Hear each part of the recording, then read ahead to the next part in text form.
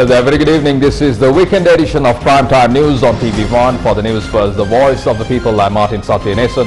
Let's start off with a look at your headlines for this evening.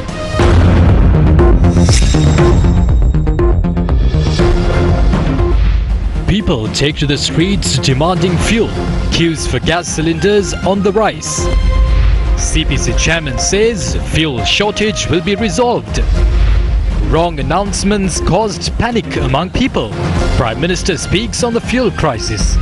President invites SLFP for talks to resolve problems. ජනාධිපතිතුමාගේ ආරාධනාවක් තියෙනවා ලබන අඟහරුවාදා 8 වෙනි දවස් 4ට එතුමාව හමු වෙන ශ්‍රී ලංකා නිදහස් පක්ෂයට.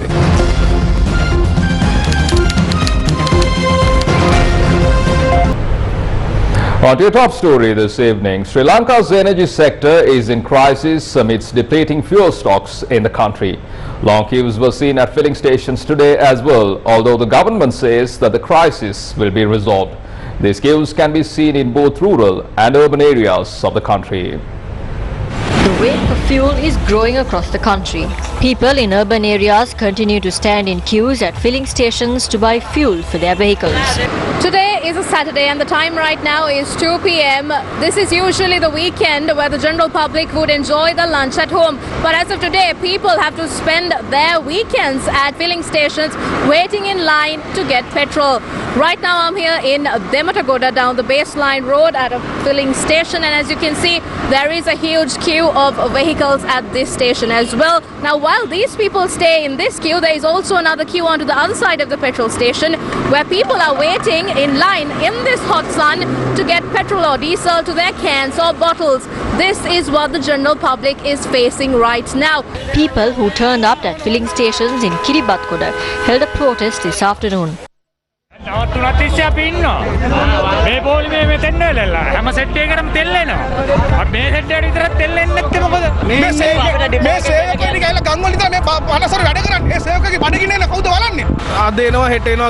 They say they will receive fuel in a few days. This is the third day that I have come here. Dilum Amanagama tells lies to the media that fuel subsidies would be given. We haven't received any subsidies so far. They are lying to the media. Changing ministers isn't a solution to this.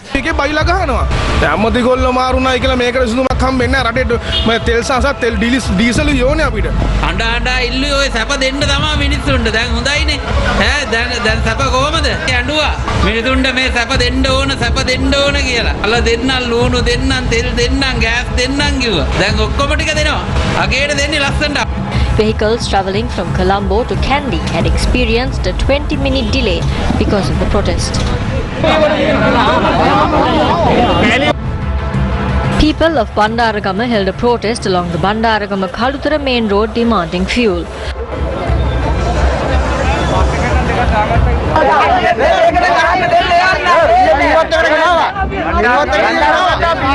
The protesters said that their livelihoods have been affected due to the fuel shortage in the country. The police intervened to disperse the protesters.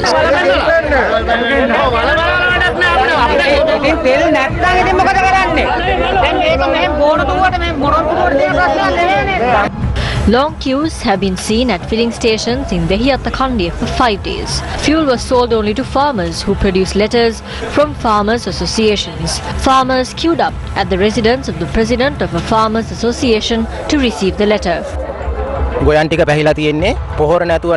People are helpless without fertilizer. I engage in manual labor. I can't feed my children. The Grama Eldari officer's letter is needed to buy fuel. Please stop committing crimes like this. Send us fuel. Otherwise, resign and give the role to someone else. A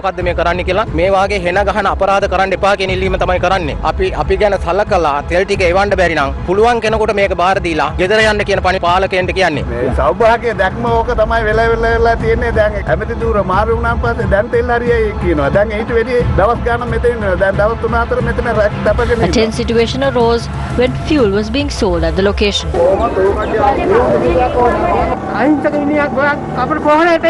They didn't provide farmers with seeds to cultivate. They didn't give fuel to reap the harvest. They must be cursed. Why are they doing this to poor people like us? Our children are in hunger. We engage in farming for a living.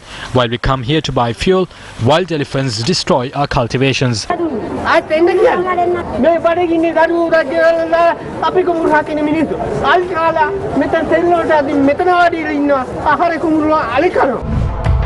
Long queues were seen at the Hinguragoda filling station to purchase fuel since last night. මේ වැස්සට තෙමිතෙමි පොඩි සැපක් ගන්නවා. කියන්න සන්තෝෂයි. මේ සැප අපි ඉල්ලගෙන කන සැපක්. ආණ්ඩුවේ බලධාරී හිතන් යන්නේ නැති අපි මේ පොඩි ආතල්ලයක් ගන්නවා කියලා මේ හිඟුරක්ගොඩ පොළොන්නරුවෙත් ඉන්නවා. There are many MPs from Hinguragoda in Polonnaruwa, but there is no point. Don't use the honourable title on them. They are rogues. They are fools. Can't they sense the worries of poor farmers? They focus only on their needs. උන්ගේ ඒවා විතරයි උන් කතා කරන්නේ. මේ දුප්පත් මිනිස්සු ගැන කතා කරන්නේ කවුරුවා? එච්චර තමයි කියන්නේ. පාර්ලිමේන්තුවේ හොරු ඔය හරක් ගෙනලා තමයි මේවා හාන්න යන්නේ. මේ නගුල් වියගස් අපි හදාගෙන උන් ලව්ව උන් ගෙනලා හාන්න ඕන වියගස් තියලා. A long queue was seen at a filling station at the Avisavella town today. බොරු කියන්න වැඩක් නැහැ. දවස් 3ක් නාලා නැහැ. ආපු දවසේ නාගෙන ආවේ බොරු කියන්න වැඩක් නැහැ. මේ දැන් ආපු කිට් එක හොඳේ. ඇත්තම කතාව. අම්මපා ඊ උදේට කෑවේ රොටි අද උදේට කෑවේ රොටි. මොකද දන්නවද රුපියල් 10000 යතේ තිබ්බේ. රුපියල් 2000 බූලි හතරට තෙල් ගහන් යන්න ආවේ. රුපියල් 10000 යතේ තිබ්බේ. දවස් දෙකක් රොටි විතරයි කාලේ ඉන්නේ. Long queues were seen at filling stations at the Nuvarelia town as well. හරිද අවුරුදු 75 වයස. මෙච්චර මගේ ජීවිත කාලෙට මේ පළවෙනි වතාවට මේ විදිහට පොලිමේ හිටියේ. දවස් 4යි. හරිද මේ තරම් ජනකායක් දුක් විඳිනවා. මිනිස්ටර් නම් මේ කොයිද පොලිමේ ඉඳලා තෙල් ගාලා තියෙනවා. Have they pumped fuel by standing in queues? They stay in their air-conditioned rooms and have about 10 vehicles to travel around the country. They pump fuel to fill the entire tank of these vehicles. But we have only one vehicle, which we use to earn a living. What is the purpose of the government if they can't provide fuel to that? Tokens were issued to 70 people at the Putlam filling station to purchase fuel with a maximum limit of 2,000 rupees. A tense confrontation arose between the filling station workers and the public.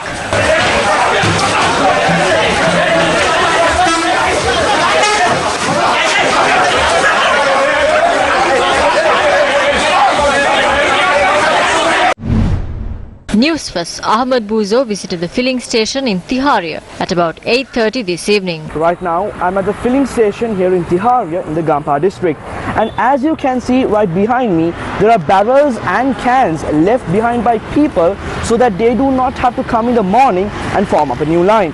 So this is the current situation here in Tiharia, where people have to leave behind their barrels to get fuel in the morning as soon as possible, because they've been standing in queues for the past few days and not have received fuel so far. For the News First team, I'm Ahmed Bouzo reporting to you from Tiharia. We are taking steps to import fuel according to a proper plan. Apart from unloading fuel, we are also distributing it across the country. There will be no fuel shortage in the coming days. We have imported the required fuel. We have begun unloading a tanker at Muthurajuwala. We are also unloading fuel from a tanker that reached the Colombo port. We are unloading diesel from 2 tankers.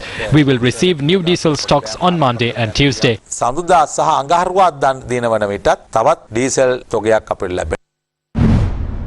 The Public Utilities Commission says power cuts can be avoided or minimized by generating power using the imported fuel, as the government has promised to avoid imposing power cuts from today. However, the PUCSL yesterday said areas under groups P, Q, R, S, T, U, V, W will face 3-hour power cuts between 8:30 a.m. and 5:30 p.m. during the weekend. It added that these areas will also face a power cut for 1 hour between 6 and 10 p.m. According to the PUCSL, areas that belongs to groups E and F will face power cuts of 4 hours between 8:30 a.m. to 4:30 p.m. and 3 hours between 4:30 p.m. to 10:30 p.m. The PUCSL says areas that fall under groups A, B and C will face 2.5-hour power cuts between 9 a.m. and 4:30 p.m. tomorrow. Transport Minister Dilum Amunagama says registered private passenger buses and tourist buses can obtain fuel from depots of the Sri Lanka Transport Board. We began supplying diesel for private buses at 45 depots of the Sri Lanka Transport Board. We have instructed to sell a maximum of 100 litres to buses operating within a province and 150 litres for long distance buses. People in Sri Lanka have battled several issues relating to gas cylinders during the last few months. After bearing the brunt of a shortage, gas explosions left people helpless and in fear. The explosions saw some people lose their lives, while the others were scarred for life. Although the government declared that the issue was over, the crisis is now raising its head once again. Gas cylinders are essential to the people. A proper tender process had been followed by Sri Lanka on gas imports before the crisis erupted. But the previous crisis arose after the composition of gas cylinders and the supply process had been changed. Did officials turn a blind eye to this problem to take advantage of a gas shortage in the country? Sri Lanka is dealing with two main crises at the moment. The first due to gas and the second due to fuel. Amidst irregularities over crude oil purchases, officials said it would be cheaper for Sri Lanka to import refined oil. As a result, fuel is now being imported at a higher cost, using money from the state coffers. Is this the same fate that will befall gas cylinders as well? Don't these moves allow a small group to earn massive profits while the people continue to bear the brunt of these problems? If this is not the case, shouldn't officials keep the people informed about the truth? A shortage of gas cylinders has now affected the market. සති දෙකක් තුනකටත් කිට්ටු වෙන්න එනවා මේ සතිය වෙද්දී. ඉතින් gas එන්නේම නැහැ. මේගොල්ලෝ මොනා කරනවද කියලා අපිට තේරෙන්නේ නැහැ.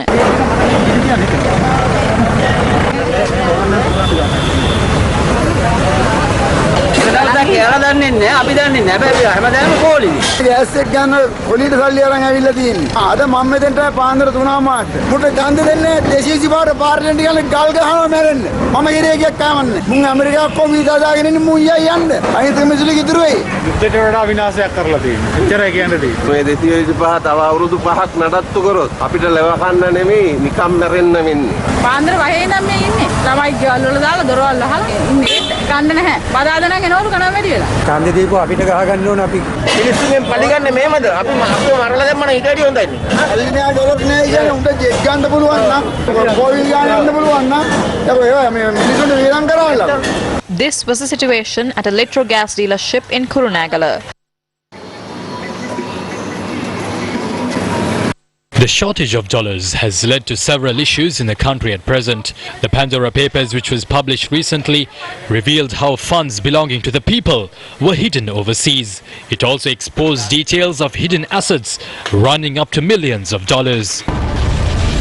3rd of October 2021, hidden wealth of many influential figures around the world revealed through the Pandora Papers. 35 current and former leaders and 300 state officials among those implicated in the expose. Names of former Deputy Minister Nirupama Rajapaksa and her spouse included in the document. 6th October 2021, businessman Thirukumar Nadesan requests the President to investigate the inclusion of his name in the Pandora Papers. A copy of the letter sent to the Prime Minister. Samay Janabalawegya asks the Bribery Commission to investigate those who aided and abetted Nirupama and her husband in amassing their wealth. How did they earn their wealth?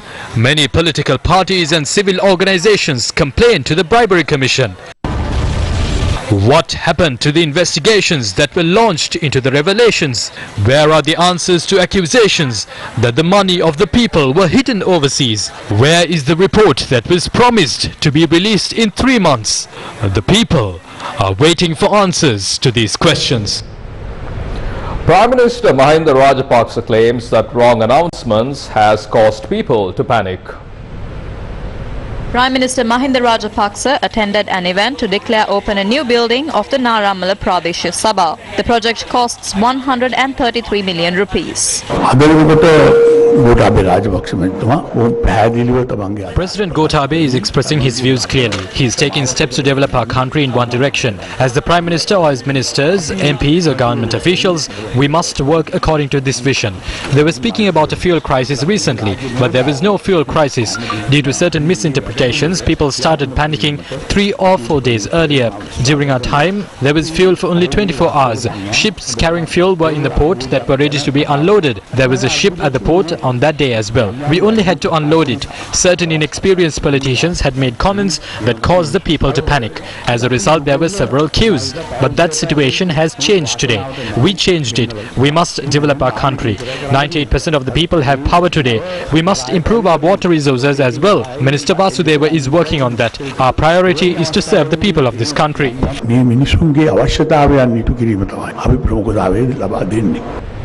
The ceremony to place 28 Buddha statues at the SINHALA in Anuradhapura was held this morning. The event was held under the patronage of President Gotabaya Rajapaksa. 28 Buddha statues were brought to the SINHALA in Anuradhapura from the Melsiripura Nauyana monastery. A new shrine room was declared open at the sacred site with the blessings of the Mahasangha. A religious ceremony was held today to mark the occasion. Defence Secretary General Kamal Gunaratne and the commanders of the tri-forces were also present. A special train for tourists from Kandy to Alla was launched today. I'm here at the Kandy railway station at the launch of a new luxury train service travelling all the way from Kandy to Alla. It's a very scenic route. We're really excited. Let's see what they've got in store for us. The special train will begin its journey from Kandy at 7 a.m. and reach Damodara at around 2:20 p.m. It will begin its return from Damodara at 3:40 p.m. and reach Kandy again at about 9:35 p.m. Sri Lanka Railways said the train service was launched targeting local and foreign tourists. The ticket for an air-conditioned compartment will cost 5,000 rupees, while the ticket for a non-air-conditioned compartment will cost 4,000 rupees.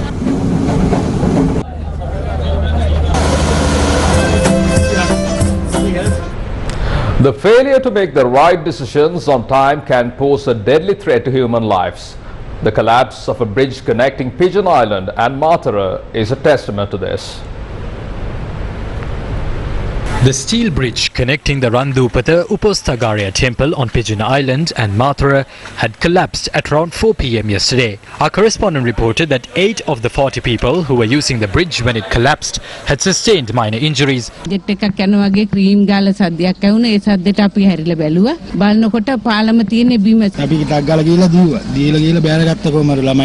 A temporary bridge that was built in 2002 to connect the island and the mainland was destroyed in the 2004 tsunami. The construction of a new bridge that began in 2005 was completed in 2008. The refurbishment of the bridge had not taken place until 2018. The condition of the bridge worsened by the day, exposing the lives of people to a massive danger. Newsfirst highlighted the danger posed by this bridge on multiple occasions. The late Mangala Samaravira had once allocated funds to repair the bridge when he served as finance minister. About 90 million rupees was allocated for the bridge. When we were about to hand over the tender for the project, we had to make some changes to the documentation due to some technical issues. The 2019 presidential election was held at that time. After the presidential election, there was no progress on the tender. News First highlighted the danger of this bridge on multiple occasions as it poses a risk to the lives of the people. In January last year, a team including Minister Chamal Rajapaksa visited the area and instructed to begin the construction of a new bridge. However, there was no progress. More than 10 meetings were held at the Mathura District Secretariat on the requests to reconstruct this bridge. I feel this was an act of negligence. This was built at a cost of 40 million rupees. Today we have to rebuild this at a cost of 180 or 200 million rupees. The Mahasangha and the people have expressed dismay over the failure of authorities to repair the bridge. They tried to allocate funds many times to construct this bridge, but this was dragged for so long because of their lethargic approach. We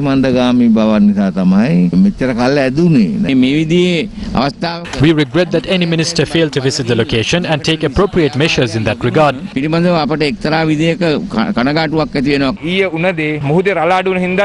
හින්දා ජීවිත අවදානමක් සිදු වුණේ නැහැ.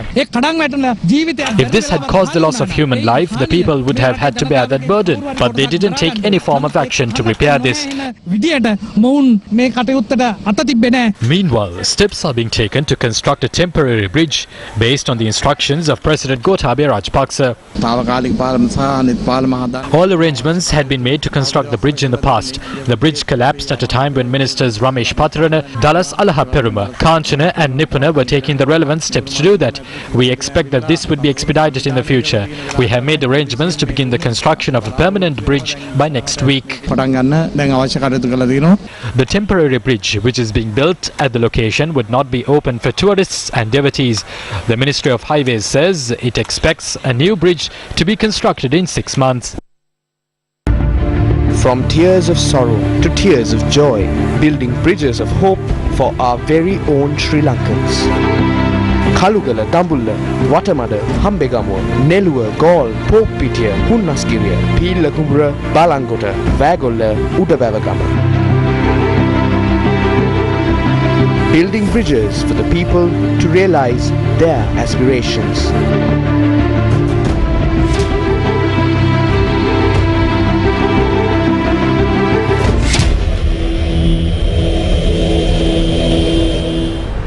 The Samagi Vanitha Balavegya held a protest today. The Samagi Vanitha Balavegya held a protest demanding solutions to several issues, including the rising cost of living. The protest began at the Mirhana Junction this afternoon. The protesters then marched towards Temple Trees.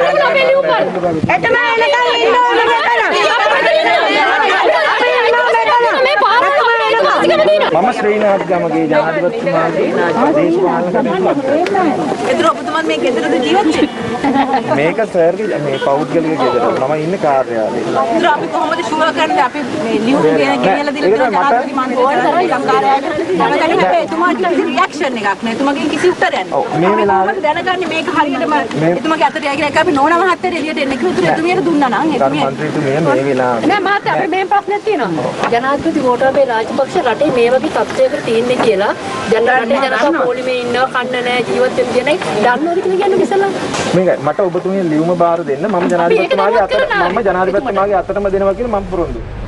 A vigil was held in Kohuala to raise objection against the issues faced by the people at present. Newsfirst Senator Nayaka met with some of the protesters a short while ago. Right now I'm in the Kohuala junction where the demonstration is being held. What is the message that you're trying to give out through this demonstration?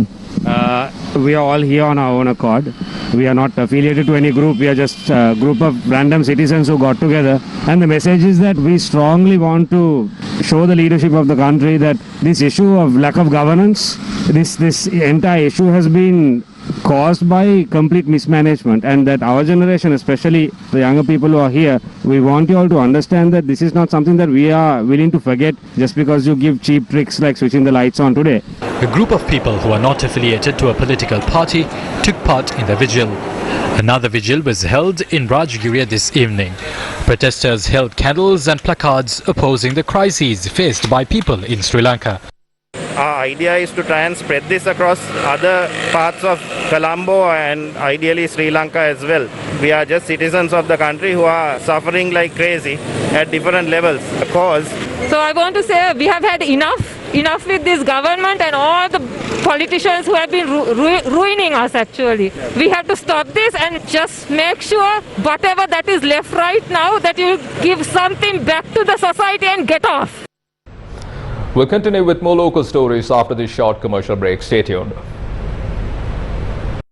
Register today for a Zoom workshop on new technology in SINHALA. Hack the world with cyber techniques on the 10th of March at 3 p.m. Register via 0777 6000020. Organised by Slit Institute. Tech Bus. Main sponsor. Slit Knowledge University. Challenging convention and redefining education. Welcome back to the news. The Ceylon Estate Workers Union held a conference in Badulla today. The Ceylon Estate Workers Union held a conference under the patronage of opposition leader Sajid Premadasa.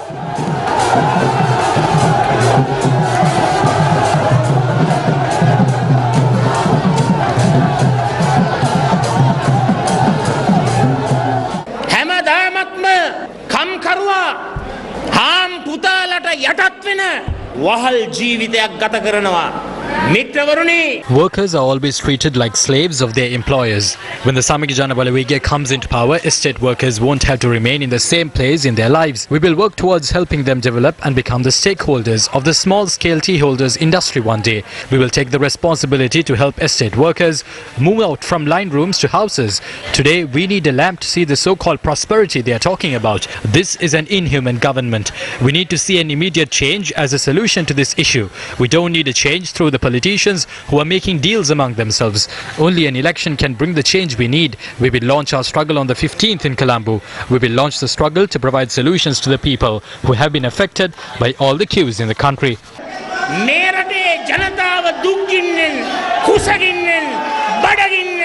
පිපාසෙන් පෝලිං යුගෙන් මුදවන්නට 15 වෙනිදාට දසදහස් ගණනින් ලක්ෂ ගණනින් කොළඹට ඒක රාශී වන්නේ කියමින් ඔබ සියලු දෙනාටම ජය වේවා ජය වේවා ජය වේවා කියමින් මම නිහඬනවා බොහොම ස්තුතියි.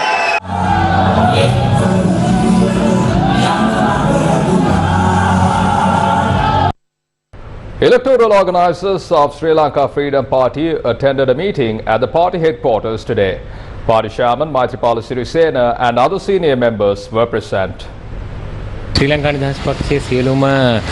electoral organisers of the Sri Lanka Freedom Party were called for a meeting at the party headquarters. They requested that we shouldn't contest with the Sri Lanka Pudujana Peramuna at any forthcoming election and that we should contest independently. That was approved at the meeting. The former president said he would take their opinion into account. It will be presented to the party's Central Committee and Politburo in order to take a policy-based decision. We have always said that the Sri Lanka Freedom Party should contest independently. That is how we will contest the election.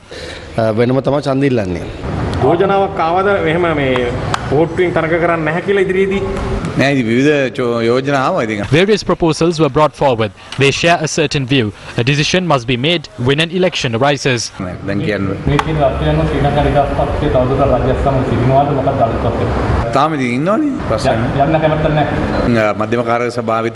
That decision must be made by the party's Central Committee. A decision hasn't been made so far. We are continuing to work with the government. The President has invited the Sri Lanka Freedom Party for a meeting at 4 p.m. on Tuesday to discuss the current political situation. Former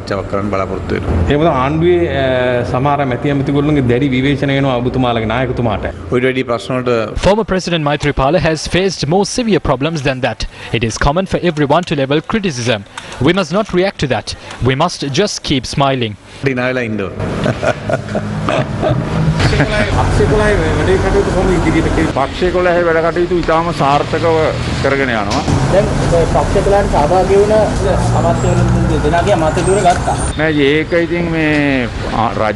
That is the government's decision. The president has the power to do that. Those in politics must be able to bear that.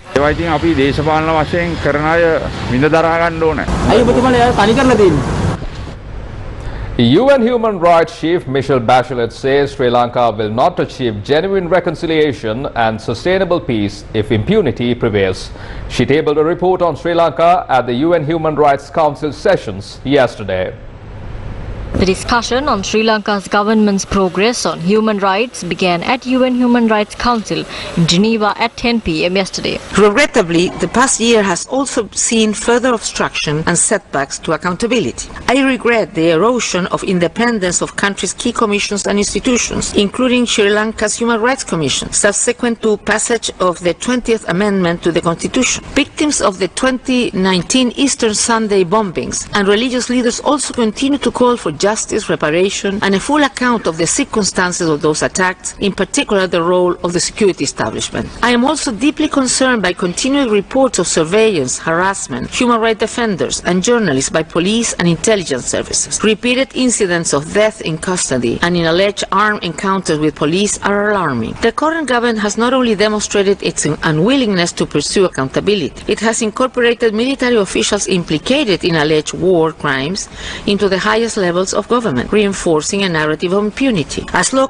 as impunity prevails, Sri Lanka will not achieve genuine reconciliation and sustainable peace. Representing Sri Lanka, Professor G.L. Piri said there are several flaws in the report of the UN Human Rights Chief.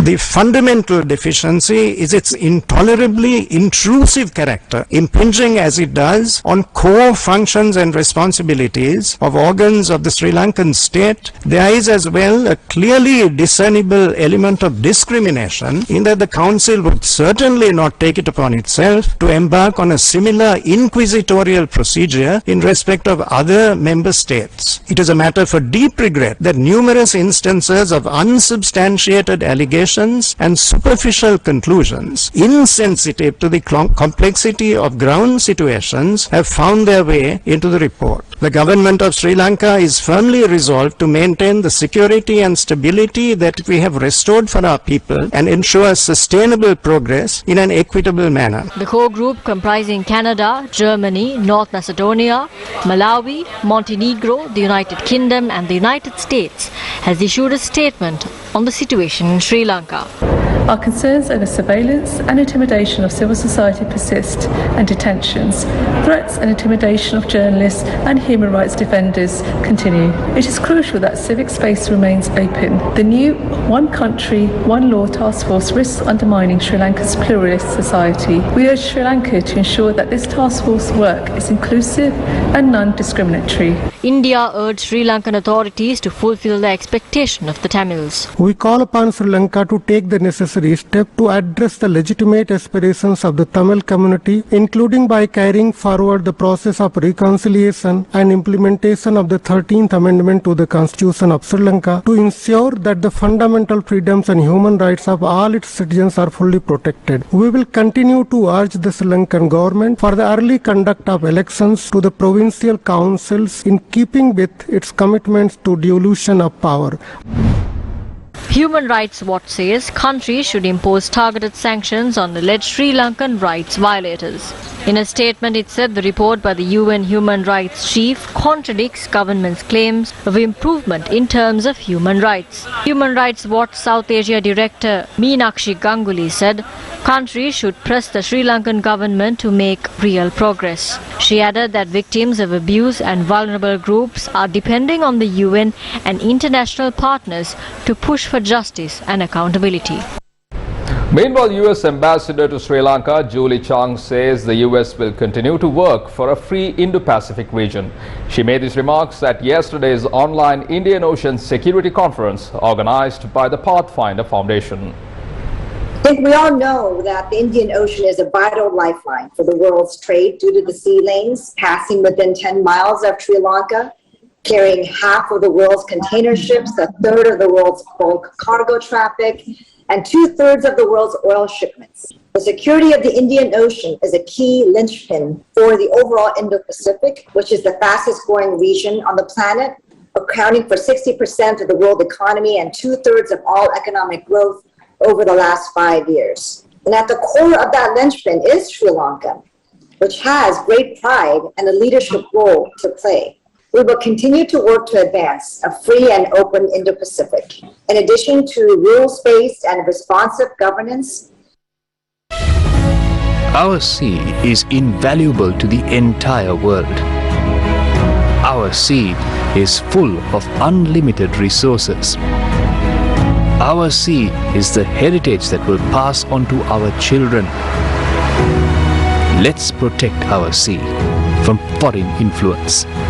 Let's use our name and call it our sea. The Sea of Sri Lanka. The Wildlife and Nature Protection Society conducted an art workshop in Jaffna today. The Wildlife and Nature Protection Society conducted an art workshop at the Fox Resorts Hotel in Kokuville, Jaffna today. 25 underprivileged children from 5 schools were given the opportunity to exercise their drawing skills at the workshop. They were allowed to draw and paint pictures relating to wildlife.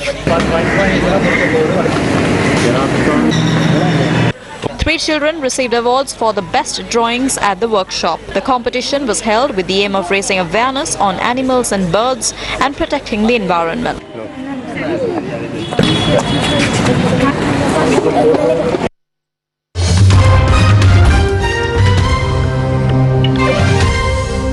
Shifting your attention to international news, Russia's defense ministry announced a temporary ceasefire in 2 Ukrainian cities today, but multiple explosions were heard in other parts of Ukraine. Sky News crew was evacuated back to the UK from Ukraine after being shot during an ambush by a suspected Russian death squad. As the assault entered its 10th day, Russia's defense ministry said it has kept 2 humanitarian corridors in Ukraine open. This has allowed people to leave cities of Mariupol and Volnovakha, but explosions were heard in many Ukrainian cities, including Kharkiv. If Ukraine falls, the entire Europe will fall. If we win, and I am confident in our people, it will be a big victory for democracy and for freedom. Yesterday, NATO turned down Ukraine's request to impose a no-fly zone over Ukraine. If we did that, we'll end up with something that could end in a full-fledged war in Europe, involving many more countries and causing much more human suffering. This prompted a strong reaction from Ukraine. NATO is a very weak and lost summit. All the people who die from this day forward will also die because of you, because of your weakness, and because of your lack of unity. You won't be able to pay us off with liters of fuel for the liters of our blood shed for our common Europe and joint freedom. The UN Refugee Agency says more than 1 million people have fled Ukraine since the 24th of February, with millions more on the move. As the invasion continues, Russia's ambassador to the UN has said Russia would not occupy Ukraine. We are not going to occupy this country, but the goal is quite clear. Well, after we finish up with this denazification and demilitarization, of course our troops will withdraw. It's not a question. Ukrainian athletes gathered to call for peace yesterday ahead of the Paralympics opening ceremony in Beijing. Peace for Ukraine! Peace for Ukraine! Peace for Ukraine! They held banners that read quote-unquote "Stop War" and "Peace for Ukraine." Peace for Ukraine!